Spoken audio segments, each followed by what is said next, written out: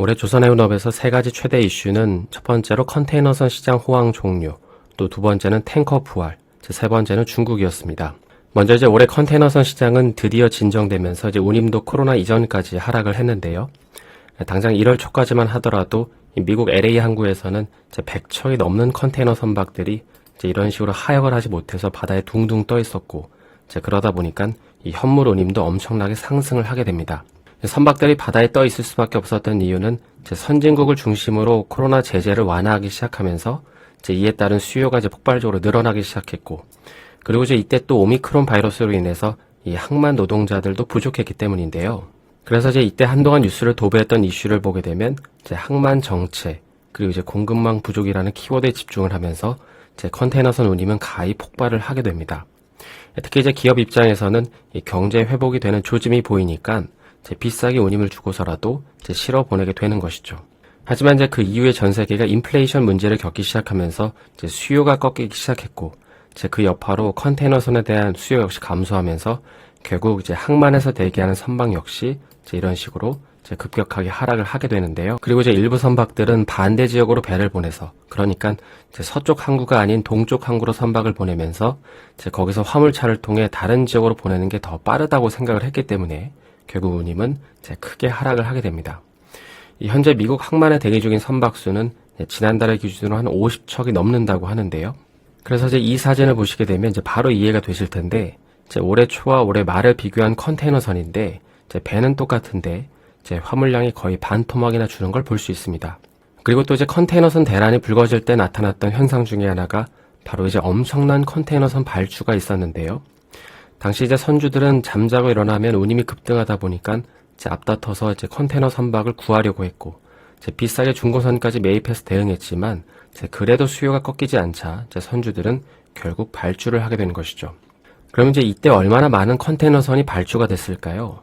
이 조선업의 빅사이클이라고 했던 시기 2008년, 9년, 그러니까 요 당시에 바다 전체, 그러니까 전체 바다에서 돌아다니는 컨테이너선의 60%가 발주가 됐었는데, 근데 이번에도 무려 40%가 발주가 됐습니다.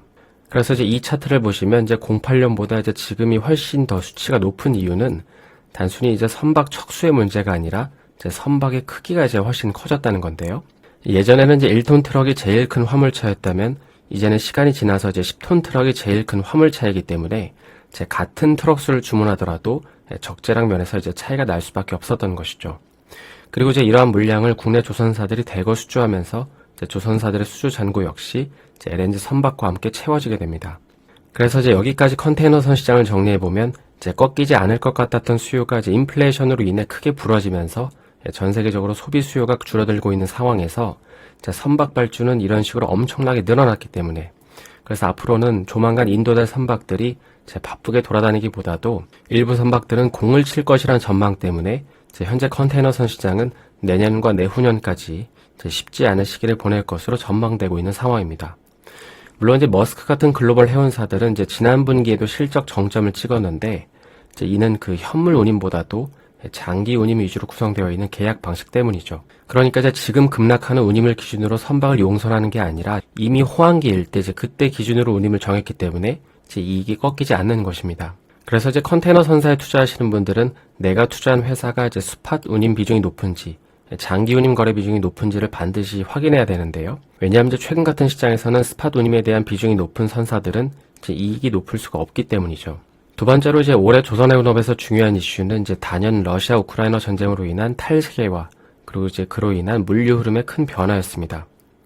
방금 살펴봤듯이 올해 초만 하더라도 사람들은 팬데믹이 완화되면서 이 전 세계 경제가 다시금 좋아질 거라고 생각했지만, 러시아가 우크라이나를 침공하면서 러시아는 전 세계 빌런이 됐습니다.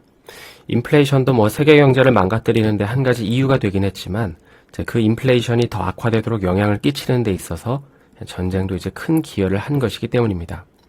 그래서 러시아 전쟁이 발발하자 일부 해운사들은 즉시 러시아와의 거래를 중단했죠. 그러니까 우리 회사가 하는 활동으로 인해서 러시아가 전쟁 자금을 조달하지 못하게 한다는 것이었습니다. 물론 러시아는 중국으로부터 상당한 공산품을 주고받기 때문에 그렇게 큰 타격은 없었지만, 반면에 러시아가 힘을 주고 있는 파트인 탱커와 LNG 운반선 시장은 크게 요동치기 시작합니다. 특히 천연가스 같은 경우 유럽으로 보내는 이 파이프라인이 폭파되면서 유럽은 올해 겨울을 미리 걱정을 하기 시작했고, 반면에 미국은 기다렸다는 듯이 자신들이 이 문제를 해결해 줄 것이라고 하면서 보시는 것처럼 미국에서 유럽으로 가는 이 LNG 운반선의 수가 이제 엄청나게 늘어납니다.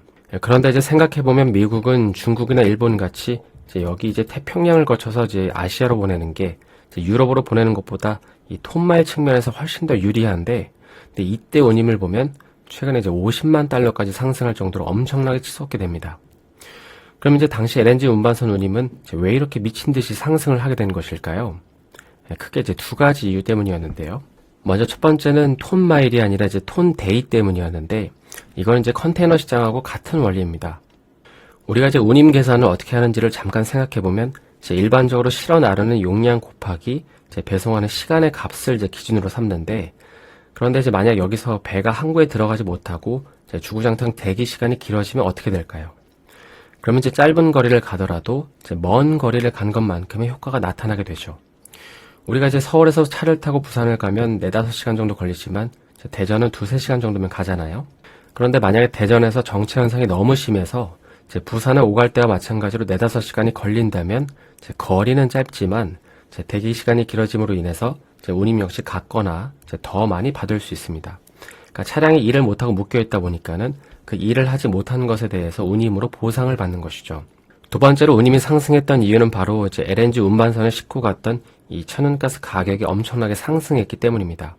그러니까 실어 나르는 물건이 비싸다 보니까 당연히 이제 운임도 비쌀 수밖에 없었던 것이죠. 그래서 이 두 가지 요인 때문에 이제 LNG 운임을 보면서 투자하는 회사들은 이제 엄청나게 이득을 거두게 됩니다.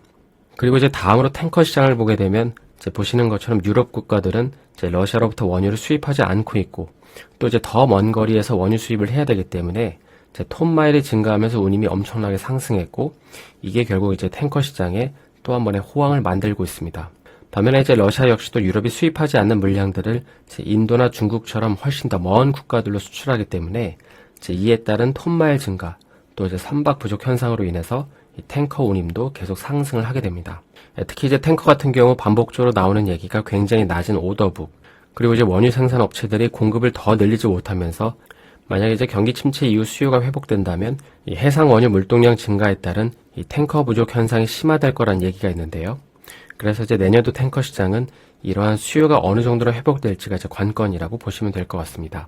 마지막으로 이제 올해 조선해운 시장에서 가장 많이 언급된 키워드 중에 하나는 이제 중국이 있습니다. 사실 이제 중국보다 해운 시장에서 더 중요한 나라는 없다고 해도 과언이 아닌데요. 일단 중국은 전 세계 최대 원자재 수입국이고, 또 전 세계 최대 탱커 용선 업체를 보유한 국가이고, 전 세계 최대 LNG 수입국이고, 또 전 세계 최대 컨테이너 화물 공급 국가이기 때문입니다.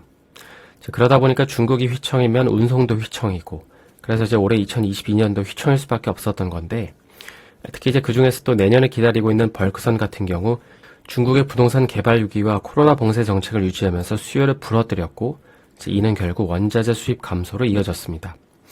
물론 이제 최근에는 코로나 관련 규제를 대폭 완화하면서 이제 바닥을 찍었다는 기대감으로 인해 다시금 반등을 하고 있긴 하지만, 제 개인적으로 이제 이런 부분은 굉장히 작은 부분이라고 생각을 합니다. 왜냐하면 이제 현재 중국은 미중 전쟁이라고 해서 이제 미국과 마찰을 이제 일으키고 있죠. 무엇보다도 이제 대만을 무력으로 침공해서 이제 흡수 통일을 할 거라는 우려가 있는데요. 이게 이제 단순히 미중 전쟁이 발발하면 앞으로 세상이 더 시끄러워지겠구나라고 생각하실 수도 있지만, 이제 이게 위험한 이유는 이제 이런 이유 때문인데요. 그동안 이제 우리가 중국이라는 나라를 볼 때 한 가지 분명한 건 이제 값싼 노동력과 저렴한 비용으로 이제 안정적으로 물품 조달을 할 수 있는 국가라는 것이었습니다. 그런데 이제 지금 전 세계는 그런 중국에서 이제 탈중국화를 외치면서 이제 공급망을 다변화하고 있잖아요. 이제 그 이유가 무엇일까요? 이제 간단하게 말하면 앞으로는 이제 중국으로부터 그런 값싼 방식으로 이제 안정적으로 수입할 수 없을 것이라고 판단하고 있기 때문입니다. 그러니까 러시아처럼 언제든지 자신의 엣지를 무기화할 수 있다는 건데, 물론 이제 러시아와 다른 점은 러시아는 특정 자원 몇 가지를 무기화한 것이지만 중국이 무기화할 수 있는 상품군은 이제 엄청나게 많다는 것입니다. 따라서 이제 러시아 우크라이나 전쟁은 이 도로에서의 작은 충돌이라면, 이제 미국과 중국이 충돌하면 그건 이제 전 세계가 멈출 거라는 얘기가 이제 그래서 나오는 것이죠. 그래서 이제 벌크선에 투자하시는 분들은 이제 현재는 벌크 운임이 바닥을 터치했기 때문에 이제 반등하는 구간이고, 추후 이제 어느 정도 회복되는 시점이 되면 이제 앞으로 중국이 과거 만능 역할을 해줄 것이라고 기대하기보다도 이제 앞으로는 조금 더 다른 관점에서 중국을 이제 바라보는 시각이 필요할 것 같습니다. 오늘은 올해 2022년 조선해운 시장에 큰 영향을 미친 키워드들에 대해서 살펴봤는데요. 오늘 영상이 도움이 되셨다면 좋아요와 구독 부탁드립니다.